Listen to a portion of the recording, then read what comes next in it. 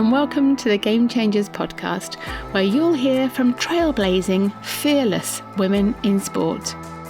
I'm Sue Anstiss, and in this episode, it's hockey legend Kate Richardson-Walsh OBE. With a record 375 caps for her country, Kate was England and GB captain for 13 years, culminating in that superb Olympic hockey gold at Rio in 2016.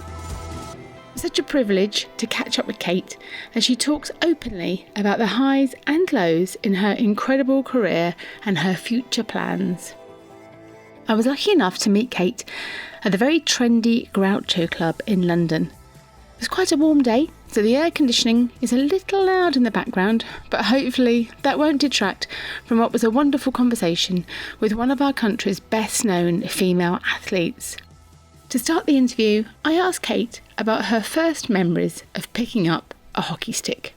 My first real proper memories would be playing hockey properly at school.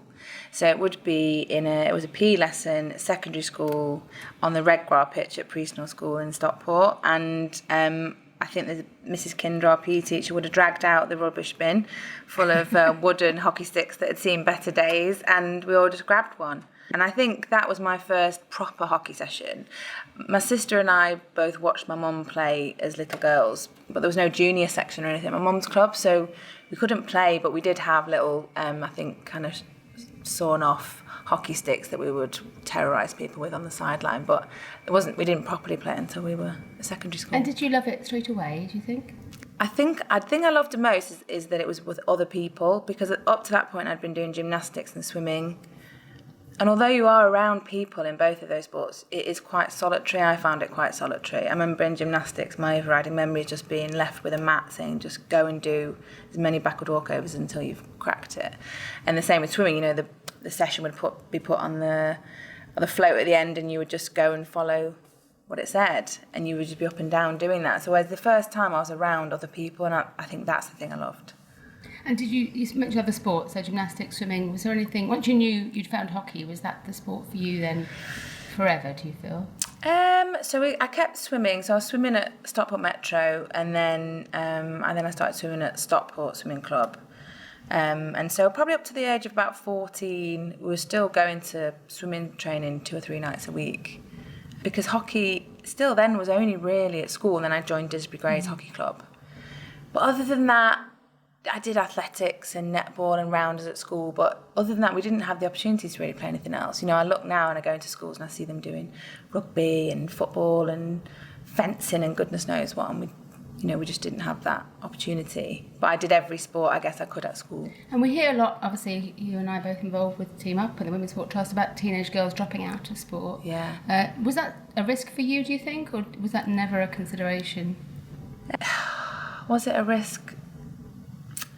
No, I did go through the teenage years of being an absolute pain in my parents' backsides, and surely not. Yeah, it was trying to find out who I was really, and not really getting anywhere. So just copying and falling in line with other people. So going to the park, drinking, doing things I shouldn't have been doing. So very reassuring for other teenage girls. Yeah. That was the case. Not for parents, part, no? But yeah. And it came to a head when I was dropped from the England under-16s, so I would have been age 15. And I guess at that point it was a crossroads. Now looking back, it was a crossroads. I had to either decide to really look after myself, play hockey a bit more seriously, make better decisions, make better choices, or carry on doing what I was doing and being a bit of a rebel. And I think if I had chosen that path and just continued to go to the park, and I would have fallen out of love with sport, and I would have been one of those statistics of teenage girls that drop out of sport. I think it's that easy. And what made you, do you think, choose that path at that time? Did you have your eyes set on a goal for the future? I hadn't up to that point, and it was being dropped, I think, gave me a bit of a wake-up call to say, actually, I'm so upset about this. I'm so embarrassed and angry, and then actually, why am I feeling so emotional about it? Well, I actually care. So I think, and I had my parents were just brilliant at that moment, just kind of asking me some really good questions and asking me what I wanted to do about it and supporting me in making really good choices from that point on. So choosing which college I went to, which hockey club I joined. My dad, love him, drove me and my sister an hour and 45 there and back twice a week to go to a new club. So without that support, without, you know, being able to make those choices and decisions, I don't think I would, I certainly wouldn't be sitting here talking to you now. I was going to ask you about your mum, actually, because I don't know her, but I feel I know her through social media and Twitter and whatever. But clearly they have, you know, as parents, a massive support to your achievements, to getting you there. Yeah, both my mum and dad. Mum and dad are both really sporty. It was the norm. You know, weekends were spent at the club. Disbury Greys and Disbury Cricket Club was in the same club, so we would be there in the winter watching hockey or in the summer watching cricket. And yeah, they've always, you know, whether they can be with us watching or not, and they were always being supportive of myself and my sister. And I'm going to come on to talk a bit about role models, but who were your role models, do you think, as, 14, 15, 16? I mean, the one person I really vividly remember on TV was Sally Gunnell. Yeah. She'll slap me when she sees me because she'll say making her feel old. But the 92 Olympics, just the moment of her crossing that finish line and the utter relief, I think, initially, and then joy of achieving her dream. And, you know, the BBC do a lovely montage when you're on the podium. Like a BBC montage. Yeah, exactly. Yeah. And, you know, that whole thing, you know, it really gripped me.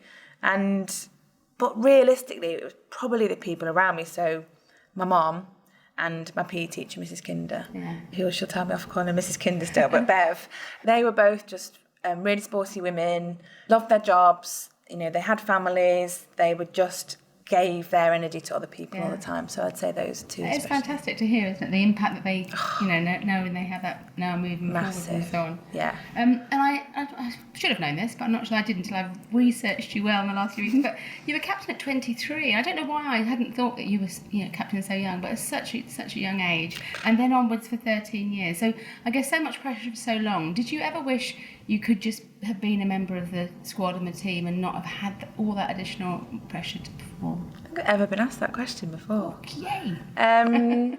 Yes, I think I would be lying if I said no. There were absolutely moments when I just wanted to I don't know, maybe let my hair down a little bit. I'm, you know, like we all do, have a little bit of a wild side, and I did feel, particularly in the beginning, I really felt like I had to hide certain parts of myself, wrongly, actually, it turns out, and but it took me a long time to really understand that me just being genuine and authentic actually would help other people be able to be that as well. But it took me a long time to realise that. And so, you know, I could be a bit cheeky at times and a little bit mischievous, and that was okay, because that's part of me. But it's just picking and choosing your times and understanding the group and the people around you. But yeah, there were times when I wanted to take that responsibility off me. But for the most part, I loved it. Yeah. And were you a very different captain at the end to where you were at the beginning? How do you feel you changed your style or manner of being a captain? In my head, it's like night and day, the difference between what I was like in the beginning and the end. But I mean, it'll be interesting to see what other people that I never asked them. I guess the core of me probably stayed the same. So what I believed to be my role, so setting the best example that I could, encouraging other people to be the best that they could, and helping them be that, trying to be that link with the coach and with players. And I think that in its essence was what I tried to do the whole way through. I think how I went about that changed. I think I went on a bit of a journey as a person, as you know, hopefully we all do, just learning about how I can be the best of myself, and that I can't be all things to all people all the time, and that, you know, to recognise my ego and to understand the strengths of the group and how many leaders we had in those squads, particularly in the lead up to London and Rio in particular, and that they need to be able to lead as well, and that's part of my responsibility as captain, to encourage that and support that. And I think it's part of the thing that I kick myself a bit about. I genuinely only really feel like I got into my stride as captain in literally the last couple of years, but I guess it's the it's the way of life that you're never finished. You're never the finished article. Were you coached as a captain? I mean, you obviously follow the captain that you follow. You look at what they've done.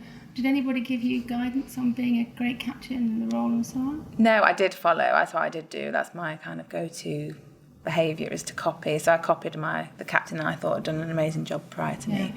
No, I just read a lot. Yeah. I read lots of different books. I listened to lots of different interviews and read articles and just tried to formulate my own ideas. And I guess leadership in general, and in business in particular, has become such a massive topic, and there are so many books. Yeah, podcasts. Exactly. Yeah. So that's kind of helped be part of that journey, I suppose. Yeah. And I'm going to obviously come on to talk about massive success, but in terms of a bit of the podcast is looking at overcoming challenges and failures. And I guess there was that time you were a very young captain, and then not getting, qualifying for Athens and so on. So looking back now, how do you think you personally cope with that disappointment and as captain for the team as well? I mean, I still feel it. It's still, I mean, it's so long ago, but it's still so raw. Oh, interesting. Yeah, it's because it was such a moment in time. I don't think we ever believed that would happen as that group. And, for some of those women, that was the very last time they would put on that international shirt and represent their country or have the opportunity to even try and be selected for Olympics. And that's where it all ended. And so it really was a fire in me. Instead of it pressing me down, I used it to continually fire me up, that if I ever felt low or that I couldn't, I was there representing them, and I had this opportunity and I had to take it. My mum gave me a brilliant picture once it was lightning with a quote underneath, and I can't remember the whole quote, but it was something along the lines of something you have to make the best of with whichever situation you're faced. And that I think is how I've tried to think. There's so many things that go wrong all of the time, on the hockey pitch, off the hockey pitch, in life, in relationships, just trying to make the best of it, because often so much good comes out of those dark times. And do you think things change? It's fabulous advice as well. That is in terms of life advice, isn't it, really, taking that on board for all ages. Do you think, what made the difference then on towards Beijing and then London and obviously Rio eventually? Do you think there was a shift in what happened with the team? Obviously funding made a big difference. Funding made a massive difference. I think it was quite literally I don't know what to say. It was the calm after the storm. So 2004 happened and it was awful, and then 2005, so a year later, we were awarded the Olympics for 2012, and we had Danny Kerrick on board as a new coach. And in that moment, it was just some of the pieces of the puzzle started to fit together, and not immediately. And I mean, it took a good few years to get there, but they at least started to be formed and start to see where we could go and how it might look. And that increase in funding did really, really make a difference. So one of my questions was going to be looking ahead to Rio. What had shifted there? But do you think it was a shift in training, mental training, physical training, or was it a gradual process from Beijing that culminated in Rio? It was very gradual. I mean, there was one meeting when we started our centralised programme for the first time in 2009, when we sat and for the first time in this way, we sat and talked about our vision, our purpose, who we wanted to be. And we had done it before. We'd had mission statements, we'd had kind of goals. But this felt very different. This felt like a bit more of an empowerment, a bit more of responsibility for the players, which was brilliant of Danny and the staff to we were very much included in conversations on the programme, how many times a week we would train, the length of the sessions we would do. And therefore we bought into what we were going to be about, and from the very beginning.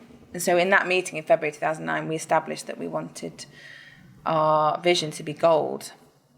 And that's when slowly but surely it all started to change. And was that different for the women's to the men's squad at the time? Were you a separate way of managing, and do you think, or was that England GB hockey? It was really separate. We both squads could train how they wanted to train. I think they were given opportunity to be centralised, to train full time, and it's different because it's they're in a very different situation to us. And I'd had a conversation with a couple of the guys and a couple of the Dutch guys as well more recently, and they couldn't understand, why we had a centralised programme. And I was like, well, you are, for the most part, for the elite level, you're paid to play club hockey or domestic club hockey. You're paid to play, and you have been for quite a few years, to a lesser or greater extent.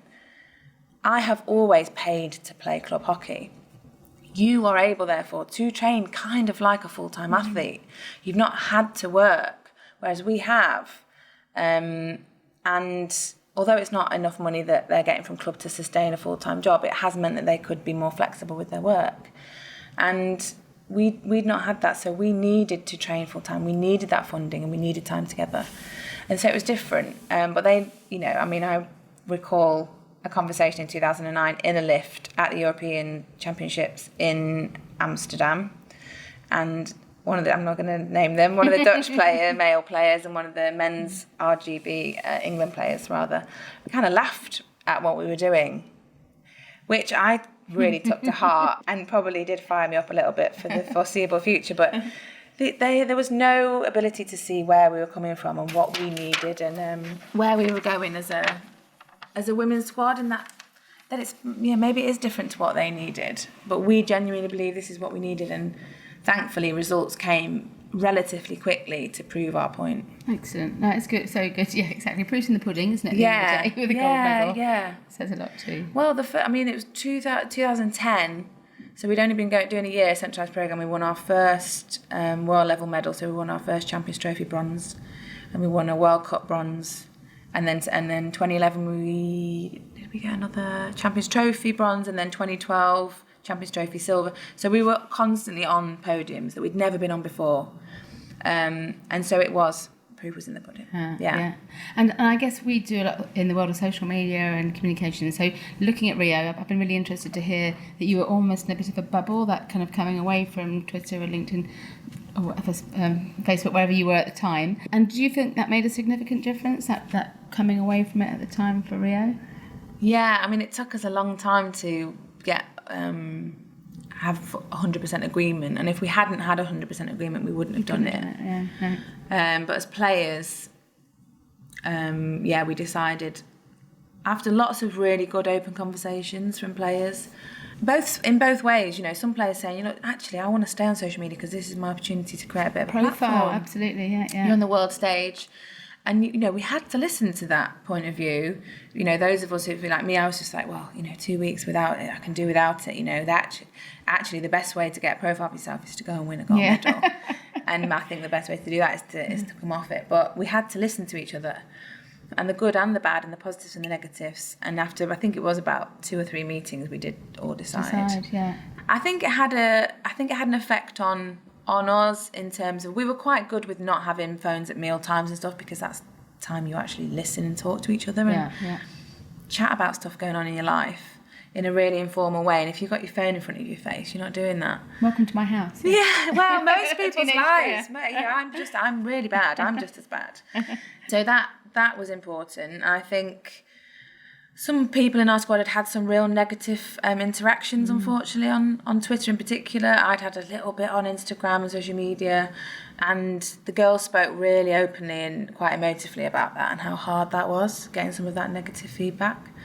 The other effect, I think, which maybe we hadn't considered before, was it had an effect on the opposition, because talking to people afterwards that we'd played against are saying, wow, we saw you all send out that last Insta post, that last tweet, and you were like, oh, right. They're serious. And you're coordinated as well, that you were in agreement, you were a united team, weren't you? It gave that message too. Yeah, absolutely. And, I'm under no illusions that, maybe some of the players of an evening had a cheeky, particularly when it started going well, maybe they did have a cheeky look. Yeah. And, that's absolutely fine. It's not, we're not Big Brother house, you're human beings, and particularly as it was winning every game, I can imagine how tempting that would be to go and have a cheeky look. But just as long as the intent and the conversation had been had, I think that was the most important. How do you deal with the negative side of social media now? Because obviously every now and again that rears its ugly head. I mean, it's definitely gotten less. Initially, after Rio in particular, it was pretty hideous for about a year. That long? Yeah, but not but like a lot. yeah, sporadically, yeah, and not a lot compared to what other people get. My goodness, but it hurts. And I think actually just acknowledging the fact that it hurts and why it hurts is good. Yeah. And then report to and then block. Yeah. And then I just try and move on. I think actually the worst thing we had, and I don't remember how it got out to the Netherlands. It's when we were playing in the Netherlands after Rio. It must have been sent to Bisham Abbey Hockey's training base, and there was a handwritten letter and kind of scriptures and things taken and printed out from the Bible and highlighted. Oh my God. Yeah, that was the hardest, yeah. because you're like, wow, you've really taken some time and effort. Serious matter. Yeah. Yeah. Well, you know, and I find it really. I'm not religious, so I don't perhaps have a greater understanding as I should have. However, I do believe that all religions are about loving your fellow human, and so that's when I really started to struggle with it. And Yeah. I think it's great that people have really strong faith and religious beliefs, but I don't believe in any of those faiths at its core is there hatred because if somebody's got a different sexuality to you. Absolutely. Love. Yeah. It's love. Yeah. No, good. And I think it's something people obviously struggle with, and it's good to get some thoughts on your having been through that too.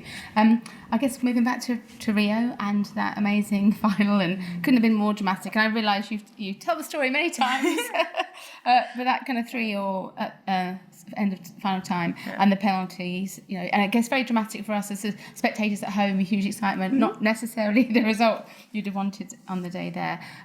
But how did you feel? Can you take yourself back now to how you felt? And I've heard just the level of practice and rehearsal that had gone into that moment. Did you have a level of confidence as they stood for to take those penalties? Yeah, I mean, to the point where when the final whistle went, I celebrated. Maybe a little bit too much, because I genuinely believe in that moment we had this. Yeah. And I believe that because we had beaten the Netherlands on penalties at the European Championships the year before. We'd also beaten them on penalties in the European Championships in 2013. So in the lead up to Rio, actually in major tournaments, we'd had a really good set of results against the Dutch. So they'd just won on penalties in the semi-final against Germany on sudden death, and I'm literally by the skin of their teeth. So I know that they're feeling nervous, anxious, under pressure right now. And so any positivity from our part at that moment was going to have another effect on them. So, and coupled with the fact that I know how much statistical analysis, video analysis, practice on the field, the goalkeepers and our penalty takers had all done. And more so than any other team, do you feel?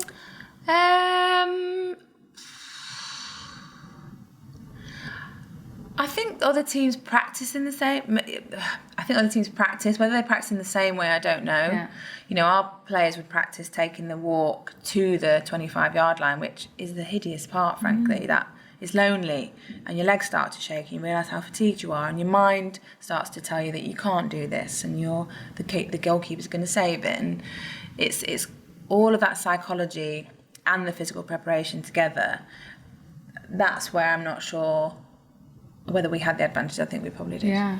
Perhaps in the England football, actually they're doing better in penalties that way. But it's been that whole nemesis of the history of penalties being the point at which we haven't succeeded in the past. So. Yeah, and I think, I mean, what a load to bear. You know, if you're a male England footballer and it goes to penalties, you know, I can imagine immediately you're not celebrating. You're like, oh, because you know what is in the mind of almost every nation. exactly, and what the headline. You know, you're almost probably writing the headlines the next day, and just some of the awful things they've had said about them, written about them. People do, you know, burning effigies and all sorts because they've missed a penalty. But now I think Gareth Southgate and his team, I think, have done a fantastic job. I think a lot is the mental health and mental approach to it. Absolutely. I guess one of my most abiding memories of the whole game, so thinking about this, I think I have it on my screensaver, but is you're on the podium holding that medal in both hands, sort of gazing at it, and so emotional in that moment. So as I ask you now, can you remember how you clearly can? Yeah. what you were feeling at that moment, in that moment? Just so grateful and proud. It was almost a very quick flashback, through everything that I'd been through to get to that point. And then not just me, also reflecting on all the women around me, the women that weren't there, who hadn't been selected, the women that had gone before us. It was just that whole journey, I think, was just in that moment, isn't it? And I think that's for me. So look, we're both welling up a bit here. Yeah. But when I look at that picture, it is just you, and you are surrounded by noise and a celebration, but it is just you in that moment. And another thing, I should probably know the answer to this question, but it's always been that I think you're between Susanna and Sam, and I always wanted Helen to be next to you. But that's just a line number order. I thought it must have been, but for me, it always felt like there's two of you. She was one away, wasn't she? Yeah, number 8, number 11. Yeah, Susanna, bless her heart, did ask if we wanted to swap. Nope. And we said, no, look, this is the order that we're in. And somebody actually captured a really nice photo when we both got our medals, and we just kind of leaned back behind Susanna and give each other a little high five. So we have that photo at home, which is nice. And I guess then we can move on to the closing ceremony at Rio, which gets overlooked, but almost you're carrying the flag as well. So on top of that, if it could be more so, how did that feel for you? It felt very special, particularly because we'd been so successful as a Team GB again. Done something that maybe nobody thought we could, and bettered the medal count in London, and just to represent those athletes, incredible athletes, and then to be kind of in the belly of the stadium waiting with all the volunteers, with all the flags, and just all the athletes from all the other countries. So I had my photo taken with Simone Biles and Caster Semenya, who I both just think are epic. Extraordinary, yeah. They're just most extraordinary women. And I think that made it that much more special for me to say, God, I'm here amongst them, who I look up to, and that is incredible athletes. So And coming back to the UK, so I think sometimes we wait for something, and it comes, and then there is that anticlimactic piece after. Did you experience that, or was it an ongoing kind of roller coaster of joy as you came back? I think the first week was just madness. I just don't think we slept or sat down. It was really fun, and being in a team is that much more fun. And because we knew each other so well, however tired we were or grouchy we were, you could be okay because my teammates get me and they know what I need right now.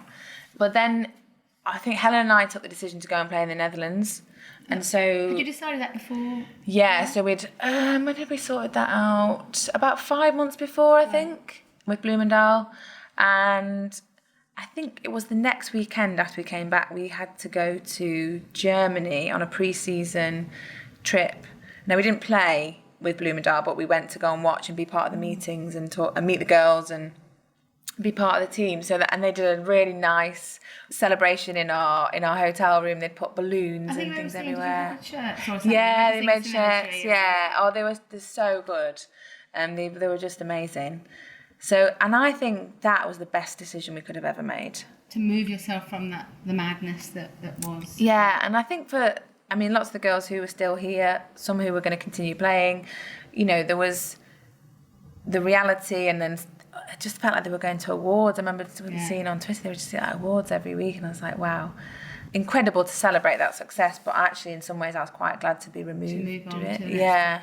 You obviously came back and you were very much the first gay couple that had played and won gold and so on. So was there an element of you, and obviously being asked a lot about that rather than the sport, but I can recognise also it's so important that you are those role models too. Yeah. Was that a concern to you that became more of a story than what you'd achieved?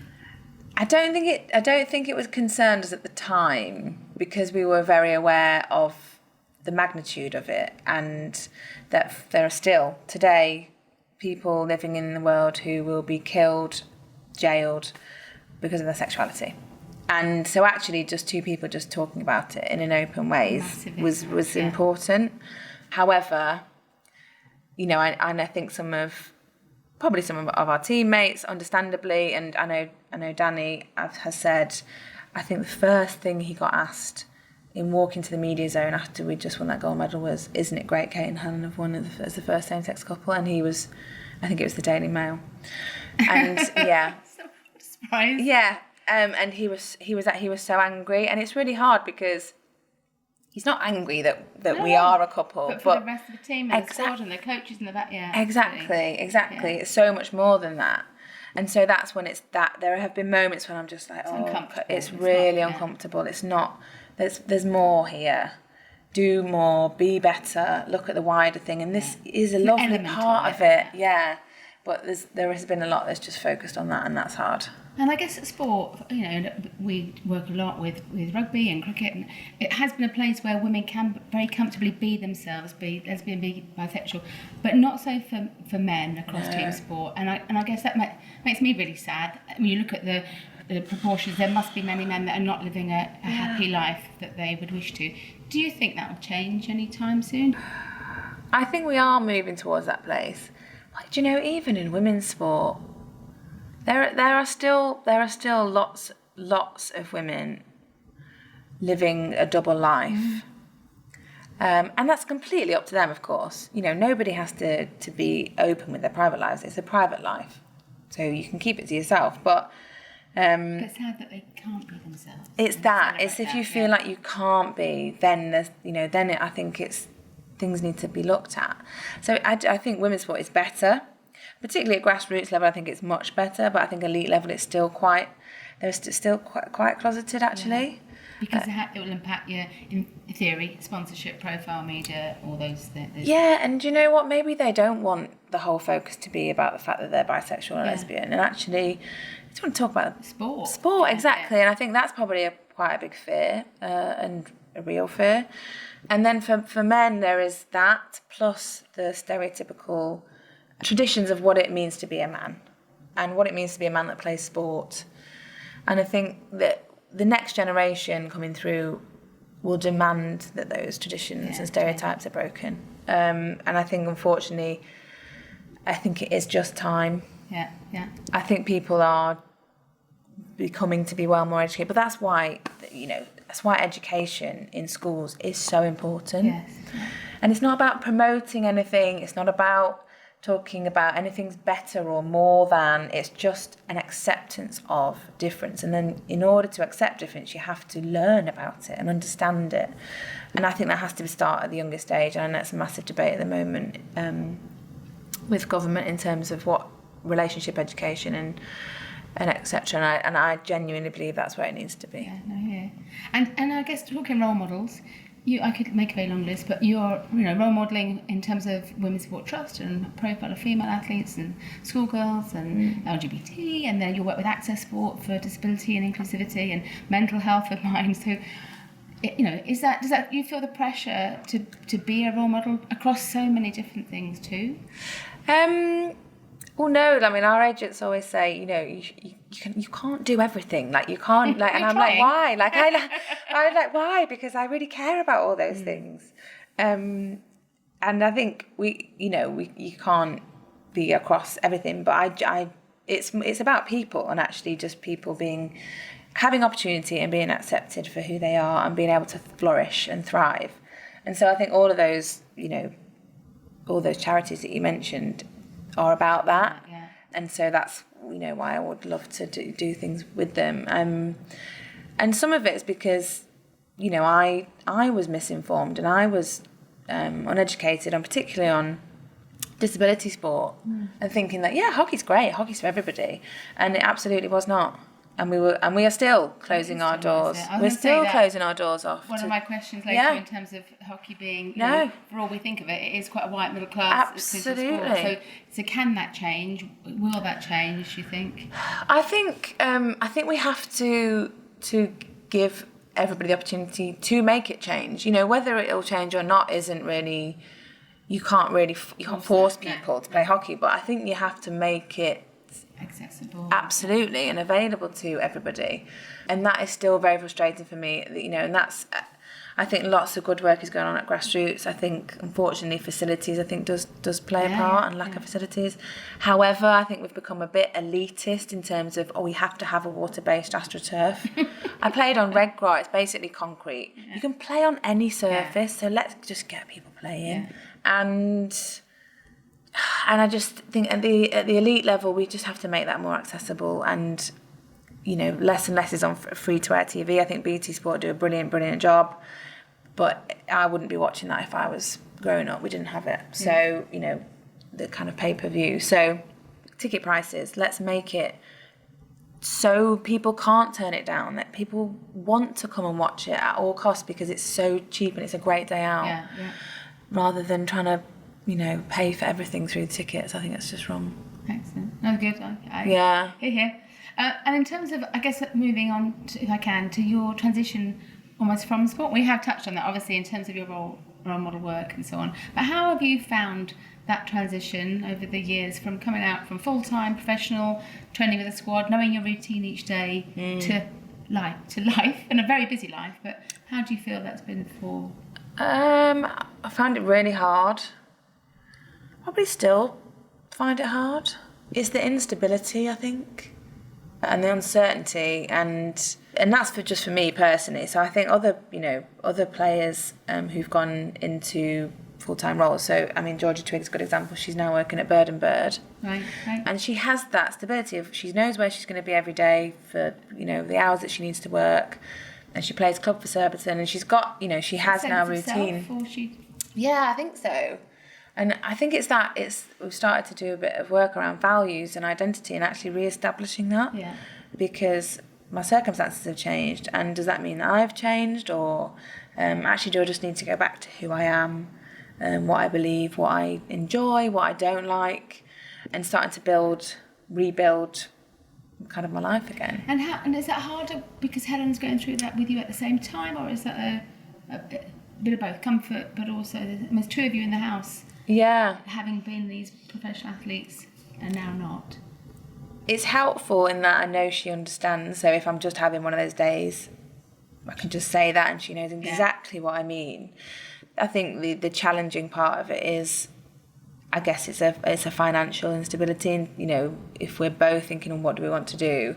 There's not one of us who's that kind of like, steady. I know I'm doing this. We're both.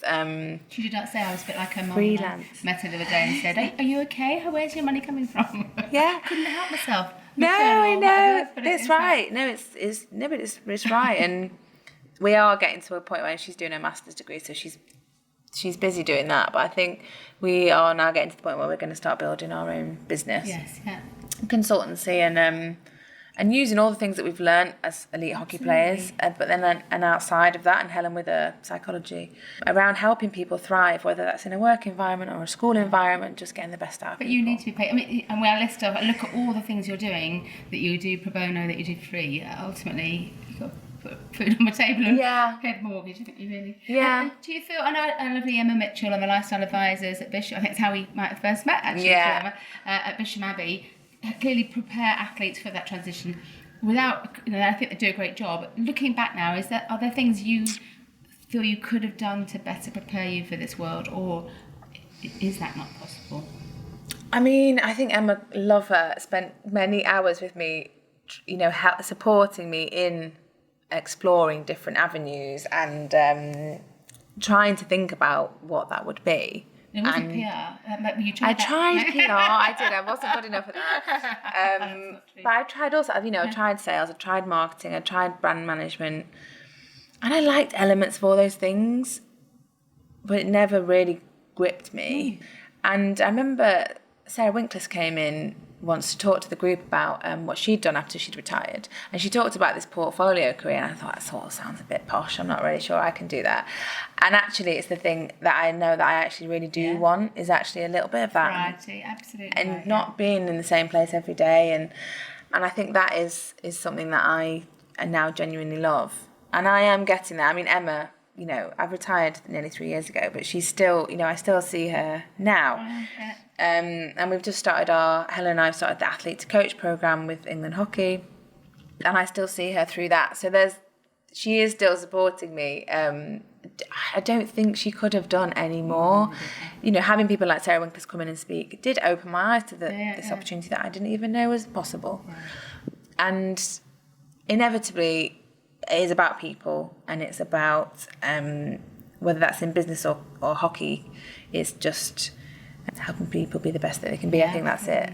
Basically. I had a really interesting conversation that I hadn't contemplated before, really, that in Atlanta, you know, we came away with 1 gold medal in Atlanta, and then in Rio 37 gold medals, and some of those team medals.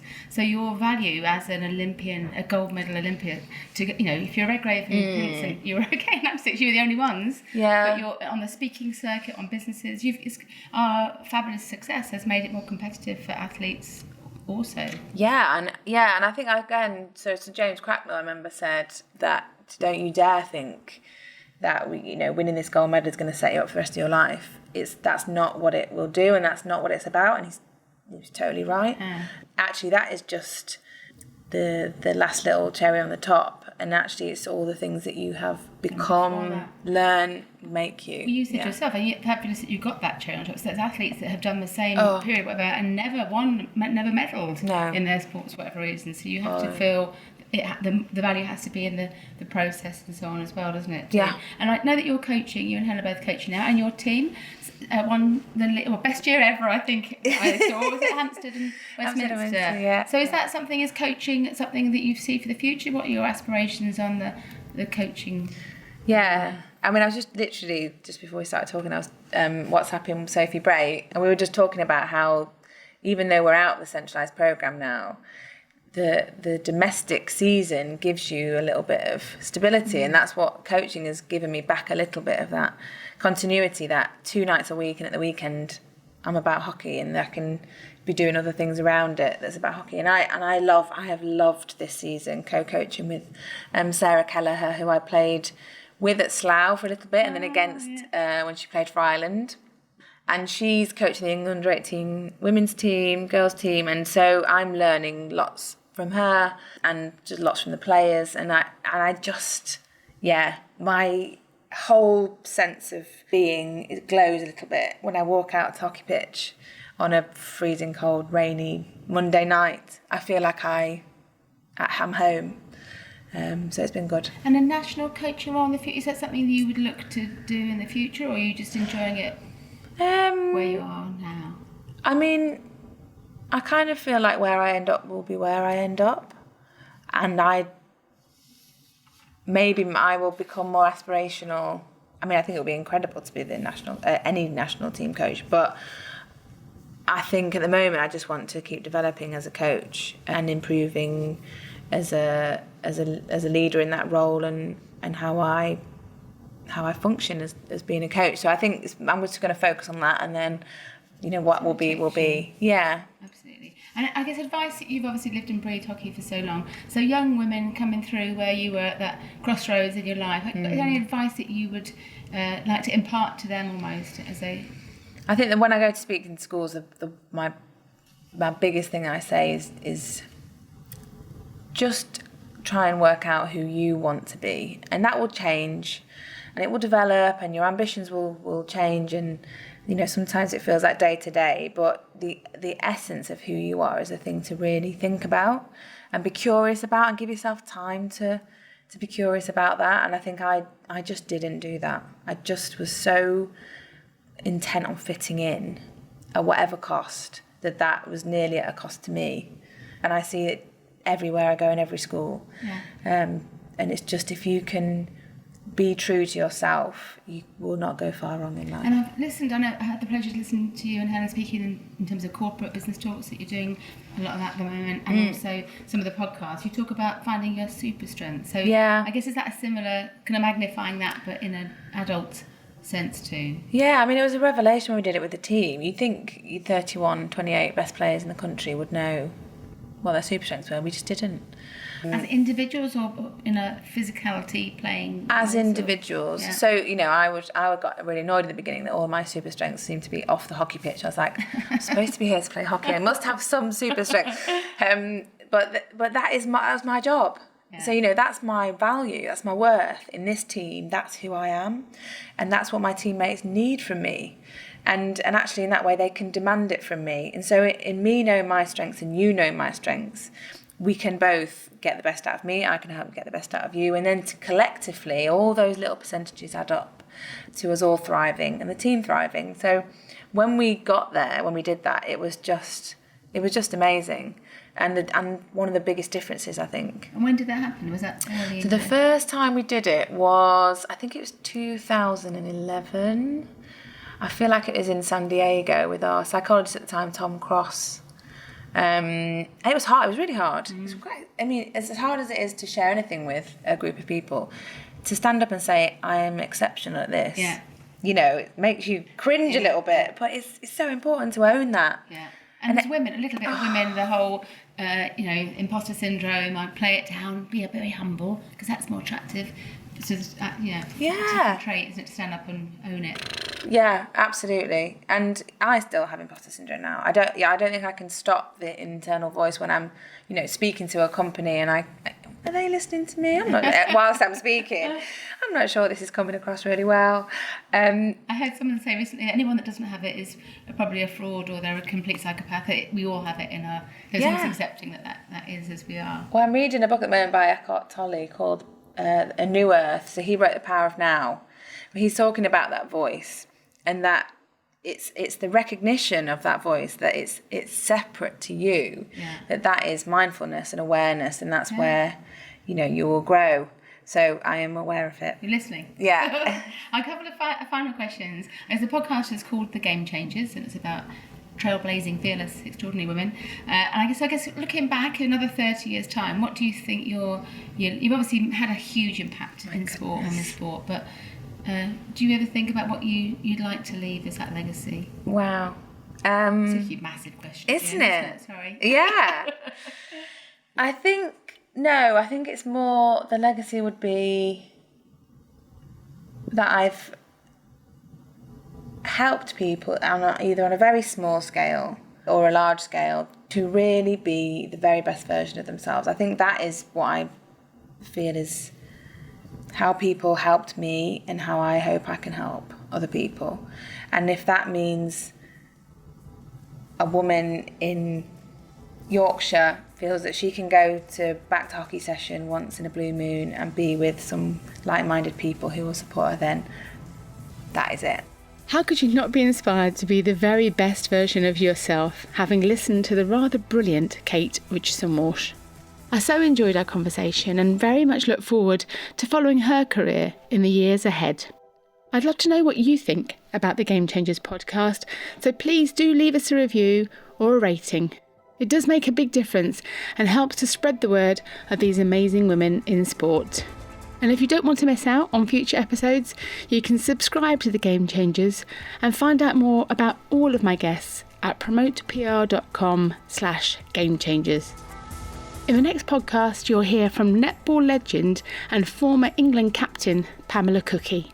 Pamela was the face of England netball for 11 years with 110 caps, and she's the only player to have won 7 league titles. It was wonderful to talk to Pamela about her amazing playing career and her work now as a netball commentator for Sky, especially as we head towards the Netball World Cup in Liverpool later this month. Going to be out for 6 months at least, sitting on the sideline, just watching all my friends and my teammates doing the sport that I love and not being able to be part of it. That was devastating for me. It was, when you work so hard to try and do something and then it gets taken away from you just like that.